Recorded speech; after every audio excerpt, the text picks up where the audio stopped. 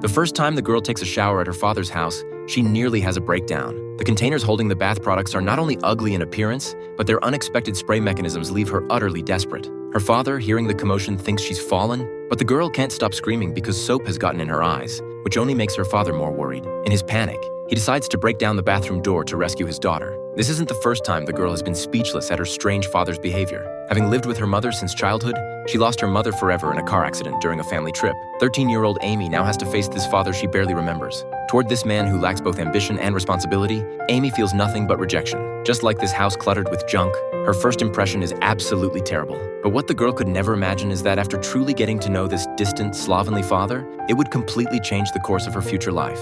On her first morning after arriving at the new home, as the sun rises, Amy is amazed to see her father taking off into the sky aboard a homemade aircraft. Watching him fly higher and higher, Amy's face shows pure surprise and confusion as she rushes out of the house. Initially, she feels a hint of curiosity, but moments later she watches her father begin his descent, ultimately crashing hard to the ground. Yet faced with such danger, her father shows no fear whatsoever. Instead, he laughs with joy.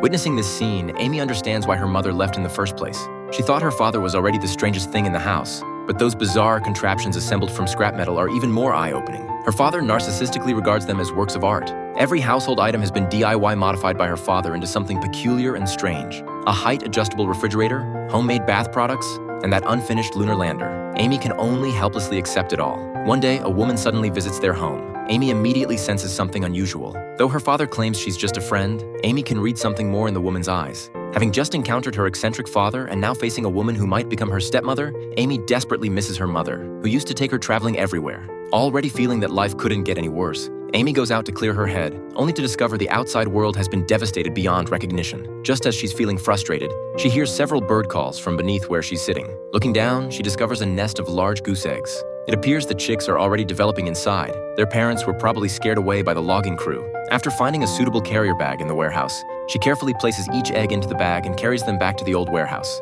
She gently arranges the eggs and takes an unused lamp from her busy father, plugs it in, and places it under a drawer, creating a makeshift incubator. The next day, Amy rushes to the warehouse to check on the eggs as soon as she wakes up. To her surprise, after just one night, the chicks have hatched. Amy stares at them for a long time. As evening falls, her father Thomas, having finished his work, finally remembers his daughter and begins searching everywhere.